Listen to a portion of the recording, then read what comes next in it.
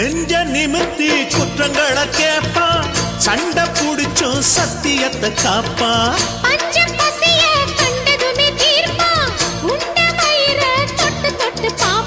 கல்வி வளர்ப்பதற்கு பள்ளி திறப்பதற்கு அள்ளி கொடுத்த வெறும் சோற இல்லாத ஏழுக்கெல்லாம் கல்யாணம் செஞ்சு வைக்கும் எல்லாரும் கொண்டாடும் வீர